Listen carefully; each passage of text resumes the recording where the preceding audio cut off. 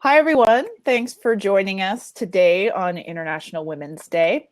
My name's Kathy Hanneback. This is Kate Drabinski, and we're here to talk about public pedagogy and what it means to do your research, your teaching, your organizing work in the public sphere.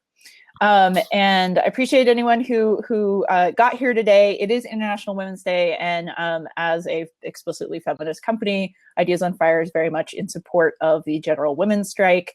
But we also wanted to kind of treat this webinar, which was already scheduled before the actual day of the strike was announced. And we went back and forth on whether to move it, to cancel it, or to keep it on the same date. And we decided to basically turn it into a teach-in, since the topic itself of public pedagogy, of feminist pedagogy, of what it means to do the work that we do, the kind of multimedia, intersectional, transdisciplinary work that we do, what it means to do it in public, and what it means to do it with other groups in coalition. So that's how we're treating this as a kind of teach-in on what it means to do feminist, critical public pedagogy. So Kate is one of our, just a little bit of introduction for her. She's one of our coaches in the grad school Rockstar program and dissertation Rockstar Bootcamp. She has a lot of expertise in public pedagogy, both in the teaching side of things. She does a lot of community-based learning, a lot of publicly engaged pedagogical projects with her students, and has for many, many years. And then she also, in her scholarship and in her writing, has foregrounded public conversations and what it means to do kind of public intellectual work in conversations with the communities that we're writing about. So if you notice on the right-hand side of your screen, there's a chat section. If you have a question during the presentation, you can just pop it in there. And then at the end of it, Kate will answer some questions about the presentation or about whatever you got, so throw it in there.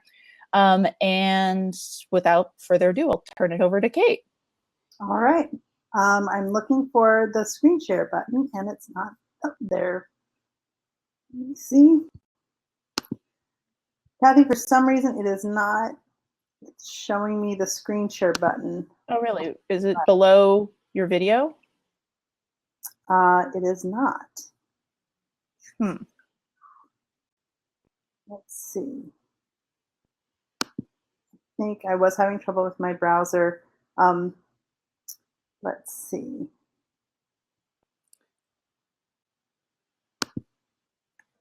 I'm going to have you re-invite me. I'm really sorry about this. Okay, that's okay.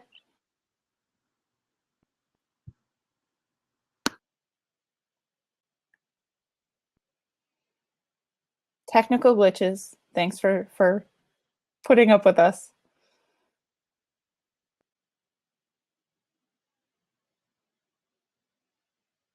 Okay.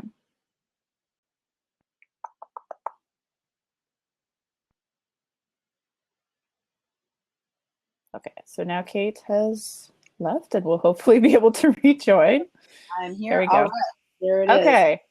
Okay. Thank you so much. All right. Hi, everyone. I'm going to pull up my PowerPoint presentation. And today we're going to talk about public pedagogy. And I'm going to start by saying Happy International Women's Day to everyone. And as Kathy said, we talked a lot about whether or not to keep this this webinar scheduled for today. And I'm hoping that we can use it as a time to talk about how to keep doing our feminist work in public. And I also recognize that part of that is figuring out what our publics are. And in doing this webinar, I'm sharing some of my thoughts about that. And I'm also a worker. So that's something to keep in mind. And these things are complicated. And I look forward to continued years of conversation about strategy and teaching. But happy International Women's Day to everyone. So today I want to start by talking about what I mean when I say public pedagogy. And I mean a couple of different things. The first is service learning, which is the model that universities, I think, are most familiar with. And these are courses that combine service work with critical reflection. And I'll talk a bit more about that in a minute. Another important thing is community-based teaching and learning, and this is very different in my mind from a service learning model. And I'll talk a bit more of that about that in a second, but basically it's work with community partners on shared goals that are mutually beneficial, and that's not necessarily the model of service learning. Third, I would call social media mavening, which I mean actively contributing to public conversations, using our voices in Facebook and Twitter and on blogs and things like that. And this is increasingly a place where I see especially feminist pedagogues doing work, especially on Twitter. So I want to talk about that a bit today. And I also want to talk about writing in public. And this is taking our skills as writers and researchers and writing. For example, I write for the local paper. I write a biweekly column. I have a blog. A lot of scholars are increasingly writing on blogs and posting on blogging sites like Medium or Huffington Post. Well, Huffington Post isn't a blogging site. I'll talk about that one in a second. And then finally, community organizing, which I think is different from a pedagogical based model, even though, of course, it's this place of teaching and learning. But that's a place where we bring our skills of teaching and research into organizing that's not directly related to our labor as teachers. So I want to start by talking about service learning. So service learning, most universities at this point have service learning centers and staff whose job is to cultivate partnerships with schools and nonprofits in the area and connect students to volunteer opportunities at those sites. The teacher is tasked with building a curriculum that provides the tools for critical reflection and combines course material and concepts with what people are learning at their service sites. This is also part of I see it as part of an extended expectation that's rooted in a lot of high school curricula that requires students to complete a certain number of hours of service. So students come into service learning classes already with an idea of what they're going to do. There's some serious pitfalls to this model of service learning that I want to talk about for a second. First of all, as a laborer, and I want to keep foregrounding this idea of labor on International Women's Day, teaching a service learning course is an incredible amount of work if you want to do it ethically. And that's something to keep in mind. When I was working at Tulane University, I was a postdoc getting paid a very small amount of money to teach a whole lot of classes. And I was offered a little bit of extra cash to take a course on teaching service learning. And so I took it the way you do when you don't know where your money's coming from.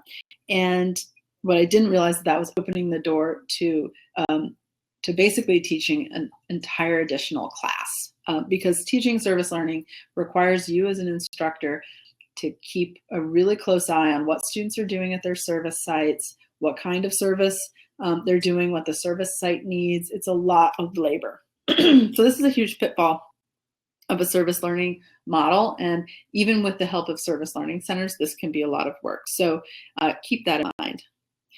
Secondly, there's a lot of criticism out there, as in this picture on the slide, trying to point to us to it, criticism of this model of a nonprofit industrial complex service model, and that recreates old power dynamics. When you're doing service for someone else, there's an assumption that some people need service and some people give service, and it sets up a really unequal power relationship. This can be particularly challenging for students who are part of communities that are set up as the community that needs to be served. So this can create a particular problem for those students. There's also a problem of authentically engaging students in service learning activities. Like I said before, students often know what to expect because they've been doing service work required in high school, required in their minds to get into college, and they know exactly what to expect. So service learning in its ideal form helps students transform themselves by transforming their world, by engaging their world in a certain way. But what ends up happening a lot in the reflections that I read from students is they go into their service work knowing exactly what they're going to learn, which is that it's important to help others, that being a good member of a community means performing service, that they know these things. And so it's really difficult to get students hooked in a way where they're actually opening themselves to the kind of transformation that I think pedagogy can offer them. And then finally, service learning is often used by universities as a selling point for their own presence in a community. So a school can be a major economic force and sometimes a destructive force to certain communities, but through promoting the service work that they get students to do, it becomes a PR move. And I, for one, am anxious about having my pedagogy used in that way as an alibi for a university that might not be taking its own role or economic role in a community seriously. So that's something to sort of keep in mind as you're thinking about what public pedagogy is going to mean for you.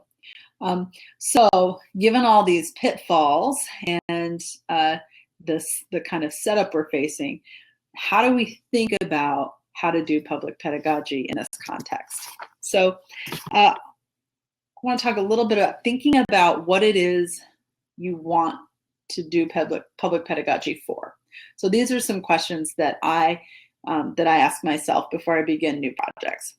The biggest question is, what are your values? What do I value? What are the things that matter to me about the life I'm living and the world I want to build? And so this sort of first question, what world do you want to better? By that I mean, where do you want to put your energy in terms of organizing and in terms of bringing your skills to sort of into conversation with others to build a better world? Is that world the university? Like, do you want to be engaged in making a stronger institution?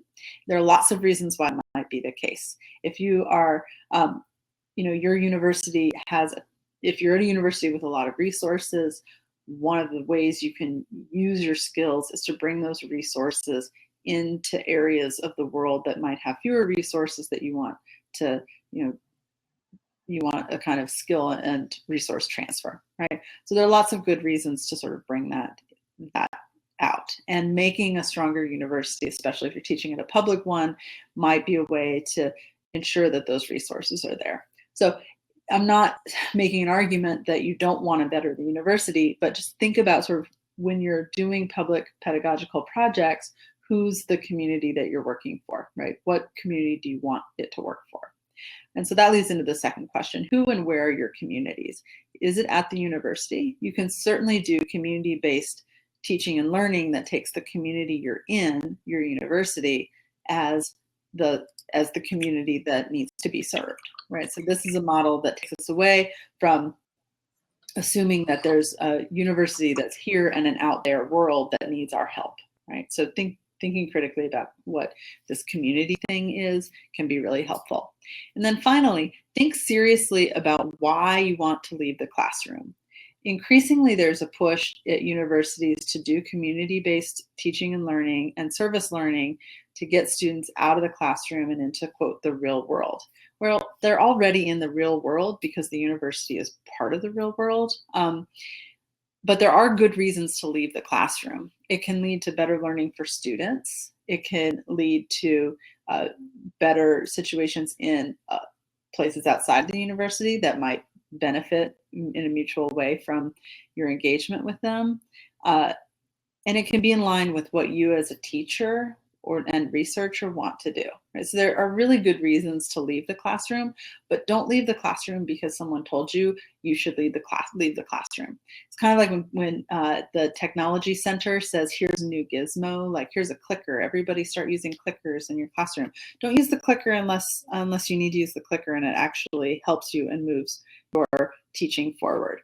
So as I say in the slide, do it because you need to do it, not because they tell you to do it. There should be a real genuine calling for leaving the classroom, and that will lead to a much better experience of public pedagogy. So I want to talk now about what I think is a model that's superior to service learning, and that's community-based teaching and civic engagement. And the names for this kind of teaching are going to vary. And if you go talk to your service learning center folks, they might say, hey, you're describing service learning. But in my experience teaching at wide range of institutions, these are two different things. Service learning, again, is a volunteer model. Students go and they work in, they volunteer 3 hours a week in the writing center at the local high school, and then they come back in the classroom and reflect on that. A very service-oriented model. Community-based teaching is built on a community partnership model, which is different. And the key to a successful community partnership is that the partnership needs to be ongoing, and it needs to be mutually beneficial. By ongoing, I mean very few community partners, and by community partners, I mean things like the local museum, the local co-op, the historical society. I'm working right now with a couple of different community partners on building an LGBT history framework for the city so that we can apply for park grants, things like that. So your partners are going to be really varied. But your partnership needs to be ongoing, and as the teacher, you're the one who's going to be continually there. Students cycle out on a semester basis, and they won't be back, right? And very few community partners have a project that is one semester long. So for a really good community partnership relationship, you do need to recognize that you are responsible for continuing that relationship. So to bring up labor again, this is an incredible amount of work. So it's something that I think we should do because we need to, and because it helps, it matches up with our values in a profound way. Otherwise, I don't think it's going to work. And then the second part of this is that the partnership needs to be mutually beneficial. And this is also really important. One of the problems with the service learning model is it's often about students getting their hours in, and that can be overwhelming. To go back to my experience at Tulane, we had to place so many students in service learning spots, and they're already the community organizations in New Orleans were overwhelmed. This was after the levees broke, after Hurricane Katrina came on, that it was overwhelming that organizations didn't have the capacity to take all these students. So sometimes your students can be more work, right? So that's a model that you want to stay away from. So a community-based model says, okay, how can we actually help you? And this requires a lot of legwork on the front end by the teacher. And in my experience, having a sort of a project that can be completed in the time frame, or as part of a project that's ongoing that can be completed in the time frame, is really helpful. So it needs to be beneficial to the organization. And organizations won't necessarily come to you, right? And so part of it is about the kinds of relationships that you cultivate in your own communities, that then you can see, okay, how could I authentically connect my students to this project in a way that would help the organization rather than give them more work to do.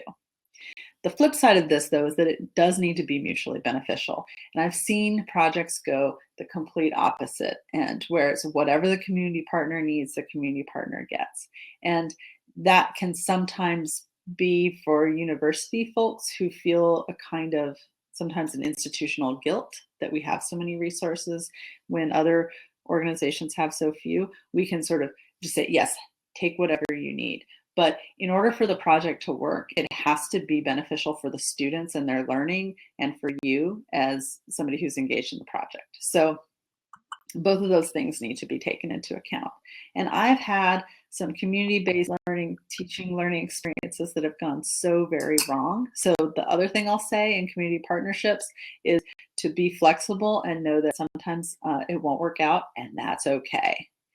Here on International Women's Day, and just thinking about what Kathy said at the top of this presentation, we don't always, know what, maybe we shouldn't have held the webinar. Maybe, who knows, maybe this organizing of the international strike will do something, maybe it won't. Maybe we need new organizing models. Staying really alive to what needs to happen with your community partnership is really important. And sometimes partnerships end, and that's okay. The second thing to keep in mind when doing this kind of public pedagogy is student interests. Students are much more likely to be helpful and engaged, and students if they have a genuine interest in what they're doing. This is another limitation of the service learning model, where students are often just matched with whatever fits their schedule. A community-based teaching and learning project that builds on what students genuinely want to do, or if you can convince them it's what they genuinely want to do, will be much, much more successful. So for example, the project I'm working on for the LGBTQ Baltimore History Project right now, students are enrolled in an upper division sexuality and queer theory class, and they all have interests in these topics, and they're really excited at the idea of doing original research that could someday lead to a National Historic Site designation, right? So they're much more likely to do the research well. But again, you're always going to have some students who just took the class because it fit the schedule. That's okay. You can take another webinar where people will ache over that poor student and how do we get him engaged. I think it's okay to let him go. Give him the busy work to do. And then there are two other things, sort of practical aspects of public pedagogy that I want to talk about here that people don't often think of. The first is transportation. They think of it as soon as they're doing a project, but transportation and money. So transportation is a big deal. If you're teaching a class that meets for an hour and 15 minutes, you need to figure out sort of how you're going to get students to, if they need to be at a site for the community work, how you're going to get them there and get them back. If you have to do work on evenings and weekends, I think it's really important to offer options that are outside of those parameters for students with jobs, with kids, stuff like that. So transportation can be really important to think about. And then finally, money. And money is always a big deal. And here's why. First, if you're going to ask community partners to come in and teach your class and do work with your students, I think it's really important ethically to figure out how to pay them for it. They will often not ask for it because they're just excited to be part of the thing, right? It can be exciting in the same way we don't always ask for money when we're asked to do extra things. But it's part of building ethical working relationships is to figure out how to pay those speakers. And if you can't pay them in money, think about other ways you could materially reward them for the work they're doing. That might be access to resources like your copy machines and your computers or something else, or like library access, things like that. But I think it's really important to think about how to pay your speakers and your partners who come teach for you. And finally, figure out how to pay yourself. I see this happen all the time with people who do public pedagogy, basically taking on an extra class load without even asking for a stipend for doing the work. Or could I get a course release? Or could this count as, if you're in graduate school, could I get credit for doing this? Something. You might not get it, but you'll feel better about yourself if you recognize that your work is worth something. And that's part of bringing yourself into an ethical relationship to work. So these are just some things to keep in mind in terms of community-based teaching and civic engagement. And I'm happy to talk offline about some models that I've seen work, or some examples of projects I've seen work really well. So if you want to talk after the webinar or in office hours in Ideas on Fire, I'd be happy to talk more about that. All right, next I want to talk about social media. And this is a way that I think a lot of us and a lot of our students are doing public pedagogical work all the time, and especially on Twitter. And we've also seen some really terrible things happen on Twitter to people who have really challenged models, challenged things like white supremacy and racism on Twitter, and that really bring on an avalanche of negativity from right-wing folks who can put people's jobs in jeopardy. So I think when we think about doing social media work as graduate students, as young professors, as contingent faculty, as people who don't have tenure, it is worth thinking a little bit about how your social media presence is going to work with your job. This is not at all me suggesting that one shouldn't be engaged in these, but using these strategies of being involved in public discourse. But it is to say it's worth thinking about what kind of brand we're building for ourselves when we do this work on the internet. And we can talk more about that after the webinar if you like. I think it's pretty tricky to figure out how to do it. There are ways that are not at all the sort of tricky, like it's International Women's Day. So I have a Facebook page for the Gender and Women's Studies Department, and I posted links on there about women's role in the economy and why we strike and the history of International Women's Day and things like that. And that feels like very, very easy work to do that doesn't feel dangerous, and I can tweet those things as well. But when we start using Twitter and Facebook to engage in other kinds of conversations, we can sometimes put ourselves at risk, and it's worth thinking about what kind of risks we're willing to take. All right. I want to take a little bit of time now to talk about blogging, because this is increasingly a way that public pedagogues are getting their sort of research and teaching out into the world. And they're blogging for professional sites like IHE and for the Chronicle of Higher Education, starting our own blogs. We're blogging on Medium. We're getting our blogs posted on Huffington Post and things like that. And there are a lot of really, really good reasons to do this writing. So I'm going to start with that. First, writing for a public audience on a regular basis will make you a better writer. There's something about graduate school and dissertating that beats the good writer right out of us. Right? We're so the academic apparatus is so formal and requires so much evidence, and that's a good thing. But we also need to learn to write for other audiences. Writing regularly on a blog is the only way that I got out of graduate school voice and learned to write for myself again. So blogging can be really, really helpful for that. It's also a place where we can try out new ideas and without the kind of commitment that an article or dissertation chapter requires. So it can be really helpful for just articulating our early stage thoughts. And so that can be really powerful. Also, it's a great way to bring our research and our expertise to bear on public conversations. I think that most of us really value the kinds of things we read from scholars that bring what we've learned about sort of histories of oppression or histories of feminism or critical thinking about political geography, and bring that knowledge to bear on these important questions. This is something that I think increasingly we think we need to be doing. And I personally feel a need to do. So this is really important, and this writing is really powerful. At the same time, couple of other things about this. Shouldn't you be writing your dissertation? Shouldn't you be writing your article? It is also the case that the instant gratification of writing a blog or posting a really sharp insight on Twitter that gets retweeted, that instant gratification feels really, really good. And if we're honest with ourselves, we got to recognize that. That feels a lot better than the long, slow burn of the article that took a year to write and went through 2 rejections over the course of another year and a half before it became a revise and resubmit, and then 3 years later came out as an article that no one ever read, right? There's a really delayed gratification for that. But if we replace that work with blogging or tweeting, we are also losing some things. We're losing the close studied research attention that come with the skills we've developed as graduate students and as academic scholars. And we're also risking our own careers.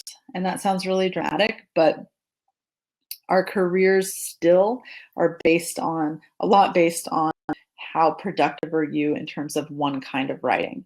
A lot of us are working on the other side to change that model, but for now, that's still the model. So if blogging keeps you from doing the work, like doing the dissertation writing that will get you out of graduate school and get you a job, or keeping you from writing the article that will get you tenure, it's worth making sure that you carve out time for both.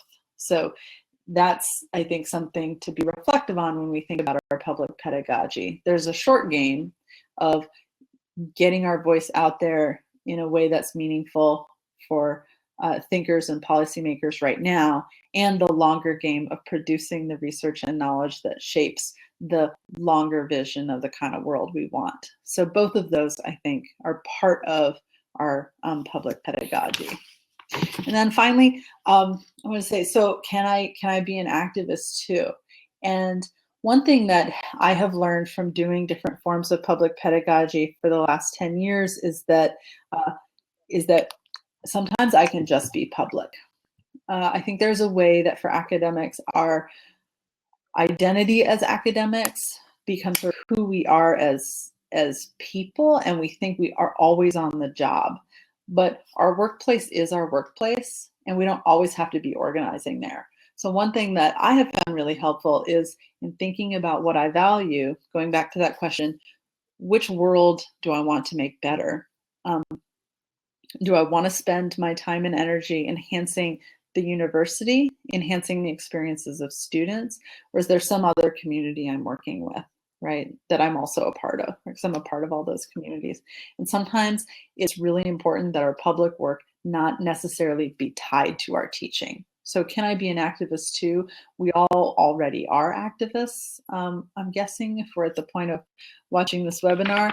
But it is also true that we don't always have to be doing it in the capacity of teacher or researcher.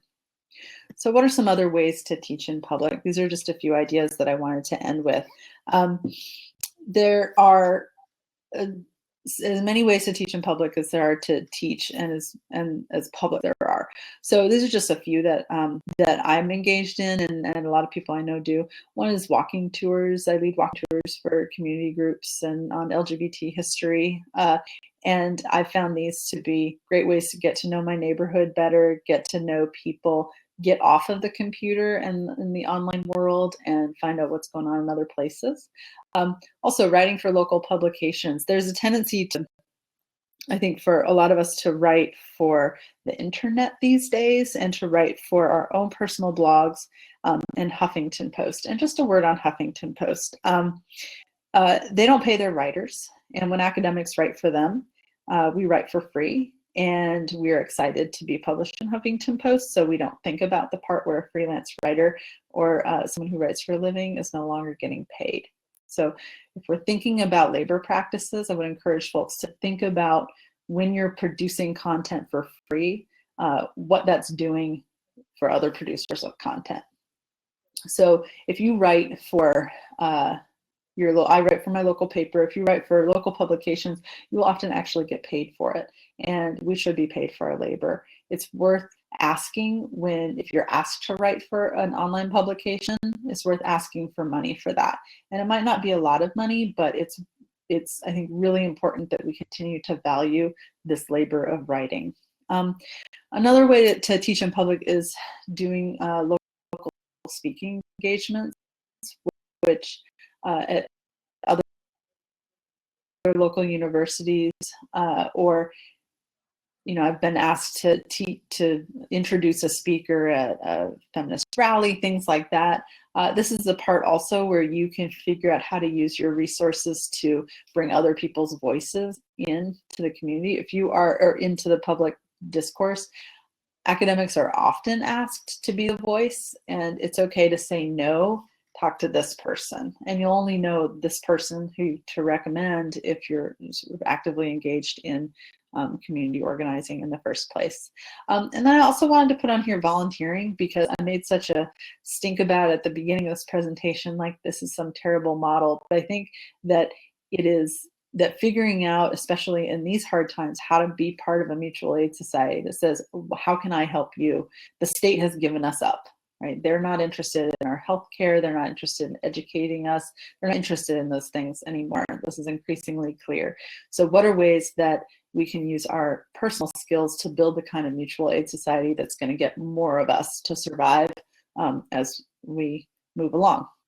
And then finally, I threw in here being yourself, because I think that the kinds of conversations that we have in the everyday are part of our teaching in public. So that conversation you have with the coffee shop, and being, or on the bus, and not only talking, but also listening and sharing and just being an active part of the world, which is really hard sometimes for academics who get stuck in this sort of isolation mode with their computers. That can be really hard to even do that. So that's part of teaching in public too, is just getting out of that and being yourself. So that's the end of this webinar, and I hope that we get to have a conversation with those of you who are here. Okay. And I will stop sharing. So do folks have questions or comments or maybe experiences they've had with public pedagogy?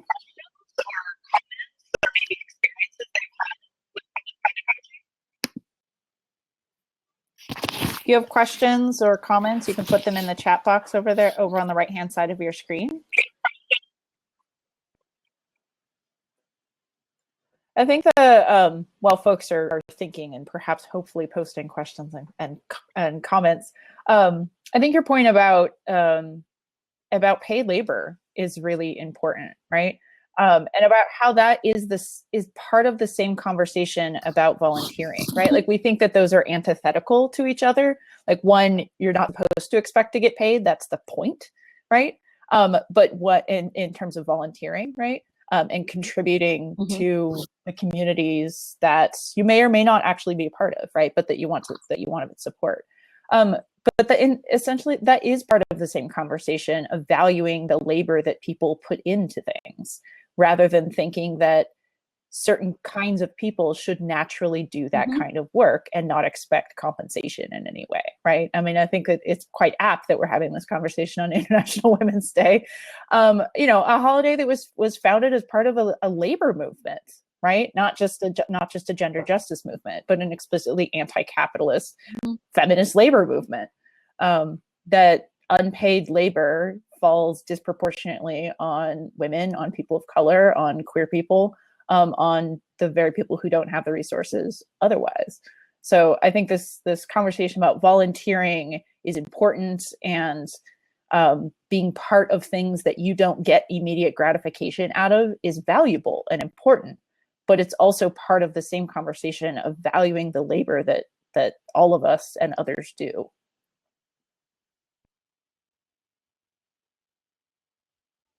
Yeah, and I think that as grad students, we're kept on a kind of a slim margin of money, and we're sort of, and oh, but it's worth it because you'll get something better in the end. And we get so used to not getting paid that we think that that's normal, and it's not normal, and we should get paid. And the work that goes into public pedagogy is so intense, and it often doesn't get paid, and in fact works against you if you're in a tenure track line. It's distracting from your real work, and that's a lot to battle. And that battle starts, I think, by realizing that it's labor. Even if it's like good for the world and you enjoy it, it's still labor. So I see that you linked to Tressie McMillan Cotton's stuff about this, because it is this incredible amount of unpaid labor when we're producing content for these organizations. You know, for these companies like Twitter and Facebook, though neither of those, well, Twitter doesn't make money yet, but it produces, it is work. But we don't tend to think of our labor in terms of labor, or we think it's more special. Like I noticed how few academics I know canceled their classes today for National Women's Day, and a lot of it was because, well, it's not work like that kind of work. But and it's also, I mean, kind of I think when you were talking about picking the worlds that you want to make an impact on, or even want to make an impact on now, which might change in the future, it raised an interesting point of like picking where you want to dedicate your resources, right? Realizing that we all do unpaid labor. We all do unpaid, uncompensated labor. And different groups of us do it in different amounts because of how we're positioned in the world. But also, I've found really useful to think critically about, well, if I'm going to be doing unpaid labor for somebody, are there some bodies that I'd rather do it on behalf of or for directly, versus dedicating my time and energy to giant institutions, including universities, who can afford to pay for it, but just won't.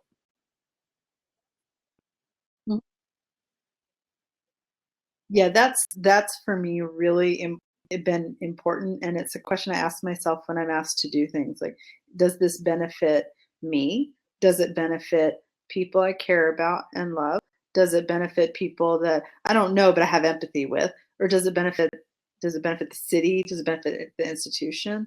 And increasingly, I'm unwilling to do things that just make the university look better, and look like they're doing something that they're not actually doing. And so when I do things, I expect for the university, I expect them to pay for it and to pay me for it. And if you're lucky, you can find an institution that will actually do that. But I happen to have lucked into one, and I don't know how it happened, but It is. they That's actually awesome. do pay me for my labor, which is kind of amazing.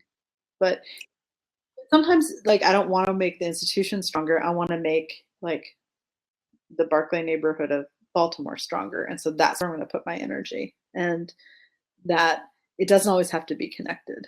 In academics, I think we often think it's all connected, and it is all connected, right? The institution, the university is part of the community, this community too, but you can It's amplify also, I things mean, in if you're different in an ways. institution, and not everybody who might be watching this is, but chances are you have some connection to academia, which is how you got here.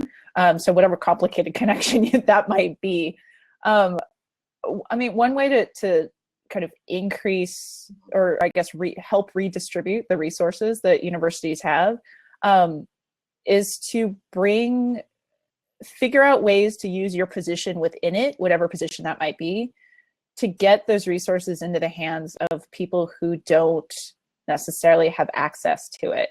So whether that's like bringing in paid speakers or performers or co-organizers for events, oftentimes community activists, artists, writers, community organizers, journalists, people who have really smart stuff to contribute, they can't plan stuff at colleges. They're not allowed to because they're not connected to it. And we don't think about that. Like, we forget about it, right? If you're connected in any way to a university, you completely forget how incredibly exclusive they are. Like, you're not allowed to hold events on campus. You're not allowed to plan stuff. You're not allowed to access any resources whatsoever if you're not anointed by the institution, right? It's just that they're often so big that gets forgotten. But figuring out how to get those resources into the hands of community members can be an enormously helpful way that you can help that redistribution and do really great public pedagogy as well. Put on really amazing events with fantastic speakers and artists and performers. Yeah, I have a colleague who took a $2,000 seed grant from the university and used it in a class where the class did work in the Brooklyn, Curtis Bay neighborhood of Brooklyn, or Baltimore, which is far southeast Baltimore. Awesome on a map. And use that money to and then worked with the community. What is something that you want to do? What's an event that you want? And they did like this public memory work and storytelling workshops. And then they would hold an event every year. The students would have to organize an event that would make the seed money back so that they could do it again the next year. And so it took that seed money and brought something that the community wanted to the community, and it cost the community nothing. And then the class was tasked with raising its own money. That's a cool model. That seems like a model that really worked. And they raised enough money, the students raised enough money to hire a part-time gardener at the community garden in the neighborhood. Like that has a substantive effect. The Filbert Street Garden is better for it. The neighborhood is really happy to have it. So it takes the resources from the university and brings it to the community for something that they said they wanted, not something that that my colleague thought they should have, so it worked. It was a model that worked really well, but that is so much work. And so you really have to be committed to it before you start, because you can't leave a community partner hanging, and students will do that. And so it's up to you as the teacher.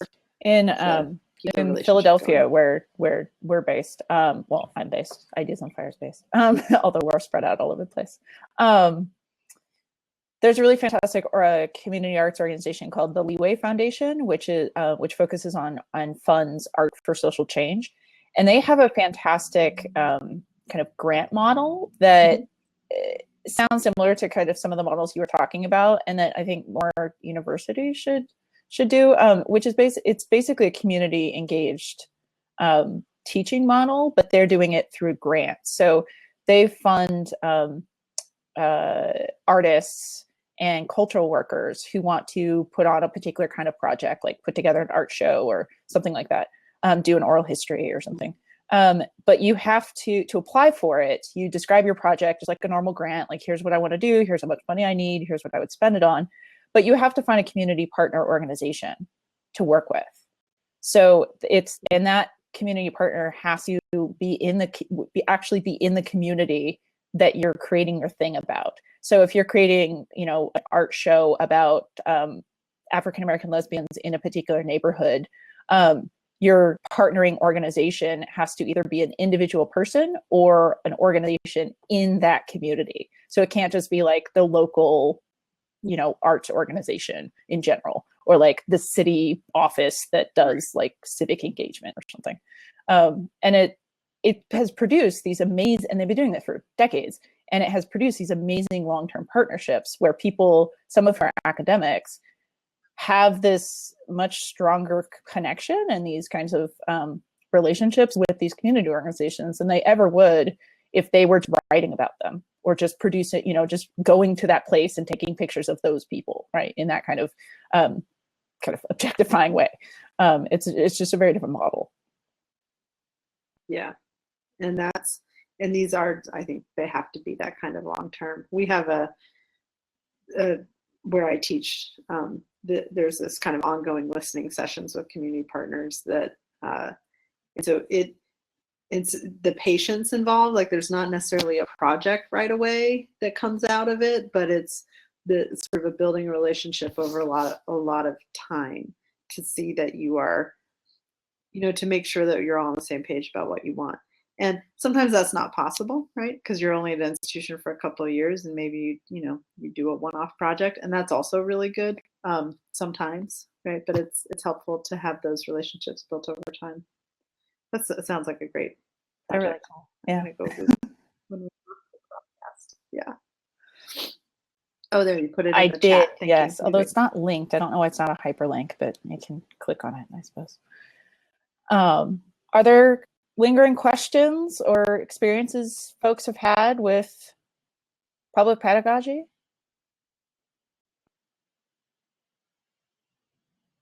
Okay. Well, if you have lingering questions, you can email either one of us. You can also check out our website, ideasonfire.net, for future webinars. Our next upcoming public webinar is April 18th, and the topic for that is building an alt-ac/post-ac career while you're in graduate school.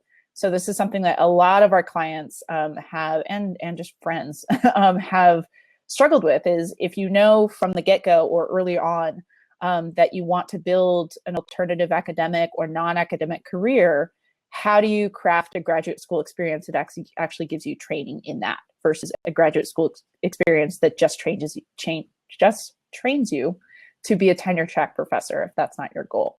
So Jen Polk, who runs the Beyond Prof conference, and from PhD to Life, is going to be a guest speaker.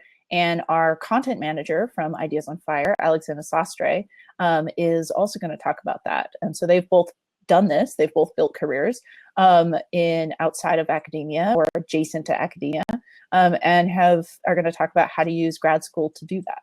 So that's April 18th. If you go to our website, ideasonfire.net, you can sign up and register for that. Thanks for hanging out with us and talking about public pedagogy. I hope this was useful.